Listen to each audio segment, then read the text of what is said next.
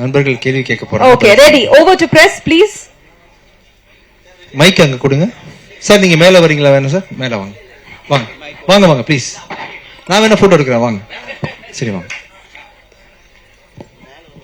மேல வாங்கல ப்ளீஸ், எனக்கு ஆசையா இருக்கு, வாங்க. ஏன்னா பல வாட்டி எல்லாருமே கேக்குறாங்க யாரு அது கேள்வி கேக்குறா பிரஸ் சைடுல. சோ மேல வரலாம் சார், ப்ளீஸ் வாங்க.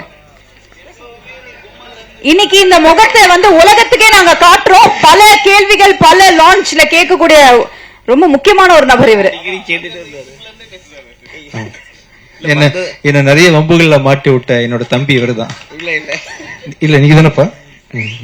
வாங்க பேசுங்க பேசுங்க. என்ன வேணா வந்ததுல இருந்து ஹீரோயின் கூட ரொமான்ஸ் இல்லன்றீங்க. படம் பேரே ஹிட்லர் வச்சிருக்காரு.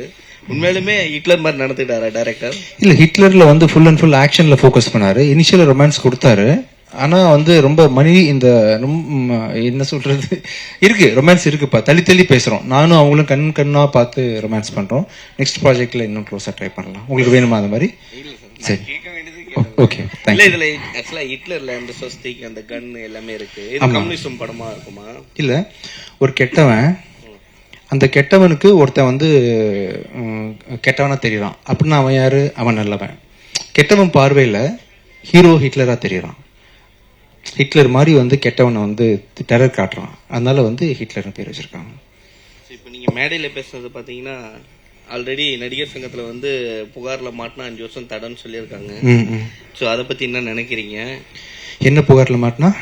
அந்த சம்பந்தம் ஹேமா கமிஷன், விசா கமிஷன் சொல்லிட்டு வந்துட்டு இருக்கு. சோ பெண்களுக்கு அந்த இது இல்ல, பாதுகாப்பு இல்லன்றாங்க. சோ நீங்க பாதுகாப்பா தான் ரொமான்ஸ் இல்லாம நடிச்சிருக்கீங்க.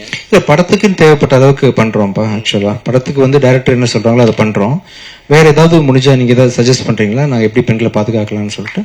அது நீங்க தான் முடிவு பண்ணணும். இல்ல தம்பி, நீங்களும் ஒரு ஆம்பளை தானே? ஆம்பளை தான் சார். ஆமா. ஆக்சுவலா இப்போ வந்து அதுக்கு கருத்து சொல்லிட்டே இருக்காங்க. இல்ல, சரி, நான் வந்து பெண்களை எப்படி பாதுகாக்கிறதுன்னு சொல்லிட்டு நான் சொல்றேன். உங்க கருத்து என்ன? எப்படி பாதுகாக்கலாம்? நம்ம தங்கச்சின்னு சொன்னாவே பாதுகாப்பு தான் தம்பி. முடியுமா? அதெல்லாம் மனசாட்சி இப்படி பேசுங்கப்பா. என்ன முடியுமா அது சொல்லுங்க. நீங்க எப்படி பெண்களை பாதுகாக்க போறீங்க சொல்லுங்க. அவங்க கிட்ட எப்படி நடந்துக்கணுமோ அந்த மாதிரி. எப்படி நடந்துப்பீங்க? நான் பெண் வச்சுப்போமே, எப்படி நடந்துப்பீங்க? எப்படி சாப்பிட்டீங்களா? சாப்பிட்டேன். ஆமா, நான் என்ன பண்ணேன், இப்ப இன்டர்வியூ கொடுத்துட்டு இருக்கிறேன். அப்புறம் ஓகே, இன்டர்வியூ கொடுத்துட்டீங்கன்னா ஃப்ரெண்ட்ஸா எப்படி பேசுறாங்களோ அந்த மாதிரி நடந்து. ஃப்ரெண்ட்ஸ் எதுக்கு பேசுறீங்க? தங்கச்சின்னு சொல்லிட்டு போக வேண்டியதானே? வேற எதுவும் தேவையில்லை என்கிட்ட உங்களுக்கு ஆக்சுவலா?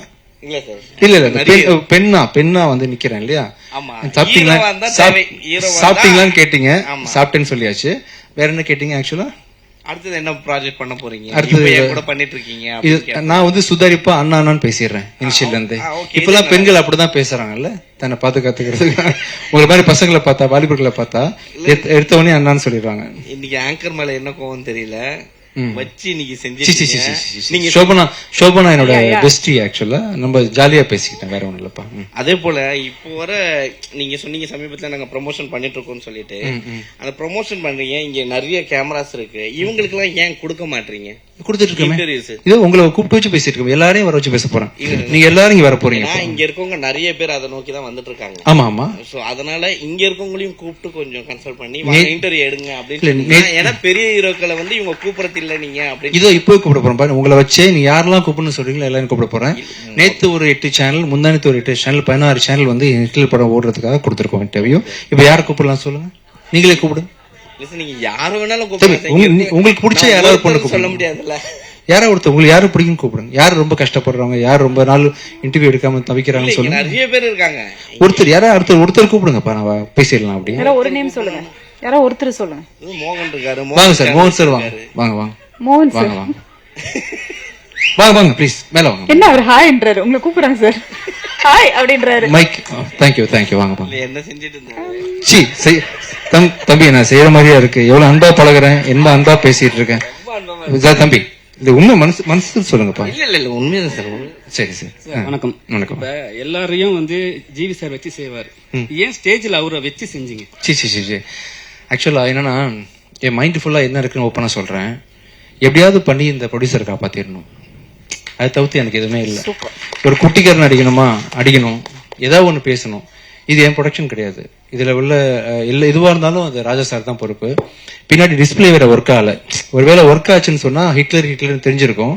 இந்த இடத்துல ஒரு ஹீரோவா ஏதாவது பண்ணி ஏதாவது காப்பாற்ற முடியுமே, என்ன நம்பி வந்து ஐஸ்வர்யா தத்தா இருக்காங்க, அந்த ஒரு பொண்ணு நடிச்சிருக்கிறாங்க, இந்த டீம் சம்பந்தப்பட்டிருக்காங்க, தனாவோட வாழ்க்கை இது 4 வருஷம் கழிச்சு ஒரு படம் நடிச்சிருக்கிறாரு, இவங்களுக்கு ஏதாவது ஒண்ணு பண்ணுமேன்றதுக்காக, இது என்னோட தனிப்பட்ட நேச்சர் கிடையாது, இந்த படத்துக்காக என்ன பண்ணுறதுக்காக சாரை கூப்பிட்டு ஒரு கலகலன்னு போட்டு அதெல்லாம் நீங்க மீடியால போடுவீங்க, மக்கள் பார்ப்பாங்க, இது ஹிட்லர் சம்பந்தப்பட்ட விழான்னு தெரியும், ஸோ அதனால வந்து படத்தை பார்ப்பாங்க, புக்கிங் நடக்கும், எல்லாரும் இந்த படத்தை பத்தி சம்மந்தப்பட்டவங்க எல்லாரும் சந்தோஷமா இருப்பாங்கன்றதுக்காக பண்ண வேலை தான், மற்றபடி வேற ஒன்றும் இல்லை. படத்துக்கு வந்து ஹிட்லர் பேர் வச்சிருக்கீங்க.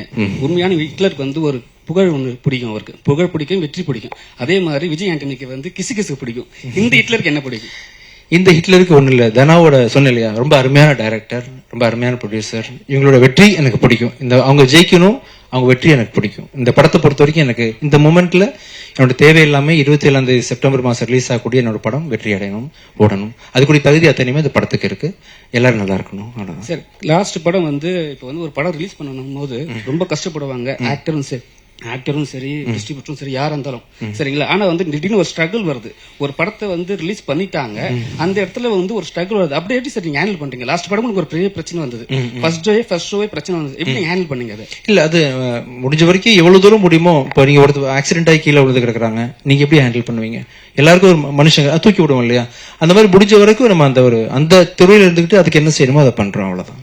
சரி சார், எப்பவுமே வந்து நீங்க விஜய் ஆண்டனி சார் வரும்போதெல்லாம் அவங்க ஒய்ஃபை கூட்டின்னு வருவாங்க, ரொம்ப சமீப காலமா இல்ல, ஏன் அவங்க வந்தாங்கன்னா ஹீரோயின் கூட ரொமான்ஸ் பண்ண முடியாதுனாலயா? இல்ல அப்படி இல்ல, கொஞ்சம் அவருங்க வேற சில விஷயங்கள்னால கொஞ்சம் வீட்டுல இருக்கிறாங்க, மேபி இன்னும் ஒரு 1 இயர் கழிச்சு இன்னும் சகஜமா நிலைமைக்கு வந்துருவாங்க, கூட்டு வருவாங்க, அவசியம் கூட்டு. அக்காவை கூட ரொமான்ஸ் பண்ணீங்களா, என்ன சார் அர்த்தம்? இல்ல அப்படி வினைத்தாண்டி வருவாயில ஜெஸ்ஸி தான் அவர் ரொமான்ஸ் பண்ணிருப்பாரு, சிம்பு ஆக்சுவலா அவங்க அக்கா தான் ஜெஸ்ஸி, அதான் அந்த மாதிரி கௌதமேன் சார் இருந்ததுனால அப்படி ஆரம்பிச்சு போகுது, அவங்க அக்கா கிடையாது, ஃப்ரெண்டு தான், சின்ன பொண்ணு தான், ஒரு 16 வயசு இருக்குமா உங்களுக்கு?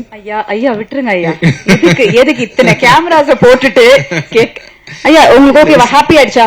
நீங்க இன்டர்வியூ எடுக்கணும், உங்க நண்பன் எடுத்துட்டீங்க, வேற ஏதாவது கேள்வி வேற என்ன கேக்குறாங்கன்னா, பர்சனலா ஒரு சேனலுக்கு போயிட்டு சின்ன சேனல் கூப்பிட்டா யாரும் பெரிய ஆக்டர் யாரும் கூப்பிடுறது கிடையாது. இப்ப விஜய் ஆண்டனி மாதிரி ஒரு பெரிய ஹீரோ வந்து கூப்பிட்டாங்கன்னா அவங்களுக்கு ஒரு என்ன, அவங்களுக்கு வந்து ஒரு அங்கீகாரம் கிடைக்கும், அதுக்காக தான் இந்த வார்த்தை கேட்கிறோம் நாங்க. சந்தோஷம், ரொம்ப சந்தோஷமா இருக்கு. வேற யாரை கூப்பிடலாம், நீங்க சொல்லுங்க, கூப்பிடலாம். டைரக்டா இல்ல சார், நீங்க இன்டர்வியூ வந்து அவங்க ஆபீஸ்ல கூப்பிட்டாலும் வந்து பண்ணி கொடுப்பாங்க. கண்டிப்பா பண்ணலாம். இப்போதைக்கு உங்க ஆசை திருப்தி பண்றதுக்காக ஏதாவது ஒருத்தர் கூப்பிடுங்க. பாலாஜி கூப்பிட்டுமே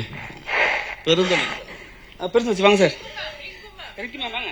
ரிங்கு கார்த்தினா இருக்காரா? இல்ல வேற யாரு தோணுனா கூட மேல வரலாம், என்கிட்ட கேள்விகள் கேட்கலாம், பேசலாம், ஜாலியா இருக்கலாம். வாங்க விமல், சும்மா இருக்க மாட்டே விமல், வாங்க, யாராவது சும்மா வாங்க, என்ன வேணா பேசலாம், வாங்க, ஜாலியா இருப்போம். வாங்க, விமல் யாரு? இன்னைக்கு எந்த ப்ரோக்ராமும் இல்லன்னு நினைக்கிறேன். நாகராஜ் சார் இருக்காரு. வாங்க தம்பி, யாராவது என்ன நாகராஜ்னு எல்லாருமே கோரஸா கூப்பிடுறாங்க, யார் அவரு? ஓ, யாரா வராங்களா? தந்தி டிவில இருந்து ஒருத்தங்க வந்துட்டு இருக்காங்க, வாங்க தம்பி வாங்க. போன் பேசிட்டே வராரு சார். அவரு அவர்கிட்ட என்ன கேள்வி எல்லாம் கேட்கலாம்னு கேள்வி கேட்டு வராங்களா மேனேஜ்மெண்ட்ல? அப்படியே ஏறி வந்துருங்கப்பா, படி வழி ஏற டைம் ஆகும். கிங்ஸ்லி அண்ணன் கூட நீ வரல. யாரு? கிங்ஸ்லி. தெரியல தம்பி. ஹலோ சார், நல்லா இருக்கீங்களா? நாகராஜ் யாருன்னு தெரியல, ப்ளீஸ் வாங்க சார். AMN TV நாகராஜ் அவர்கள் ப்ளீஸ் வாங்க மேல. ஆஹா, என்ன சார் உங்களுக்கு இவ்வளவு ஃபேன்ஸ் இருக்காங்க போல, என்ன சார் விஜய் ஆண்டனி சார் ப்ரமோஷனுக்கு அவரை கூட்டு போயிடலாம் போல நீங்க, பயங்கர ஃபேன். வாங்க தம்பி, வாங்க தம்பி, நீங்க ஏதாவது கேள்வி கேட்கலாம். நாகராஜ் சீக்கிரம் வாங்க. ஒரு நிமிஷம் கேளுங்கப்பா. தந்தி சேனல்ல வந்து நம்மளோட இன்டர்வியூ கொடுத்துட்டீங்க சார். ஓகேப்பா, பண்ணியாச்சு இன்டர்வியூ. சரி, உங்ககிட்ட நான் கேட்கிற கொஸ்டின் என்னன்னா, நீங்க பண்ற படத்துல உங்களோட மியூசிக் இருக்கணும்னு ஆசைப்படுறோம் சார். கண்டிப்பா. ரொம்ப மிஸ் பண்றோம், நீங்க மியூசிக் பண்றது இல்ல அப்படிங்கறதுல.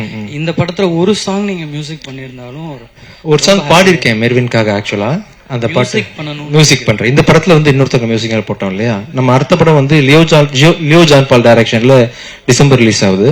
அருவி டைரக்டரோட படம் வந்து அடுத்த சம்மர்ல ரிலீஸ் ஆகுது. அது 2 படத்துக்கு நான் தான் மியூசிக் பண்றேன். ஃபுல் படம் நீங்க மியூசிக் பண்றேன், இதுக்கப்புறம் பண்றேன். கண்டிப்பா ஒரு சாங்காவது பண்ணுங்க சார். கண்டிப்பா ஃபேன்ஸ் நிறைய. ஃபுல் படம் பண்றேன் சார். அதே மாதிரி இந்த படத்துல ஹிட்லர்ல வந்து ஒரு பெப்பியான சாங் ஒன்னு இருக்கு.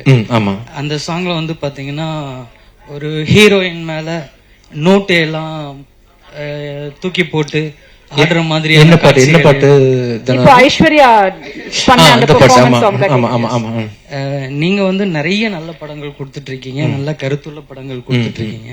அந்த மாதிரி சீன்கள் உள்ள பாடல்களை தவிர்த்துடலாம்ல சார்? ட்ரை பண்றப்ப ஆக்சுவலா என்ன நடக்குதுன்னா நடக்குது உலகத்துல வந்து நீங்க துபாயில பாத்தீங்கன்னா பெல்லி டான்ஸ் எல்லாம் ஆடும்போது பணத்தை தூக்கி போடுறாங்க.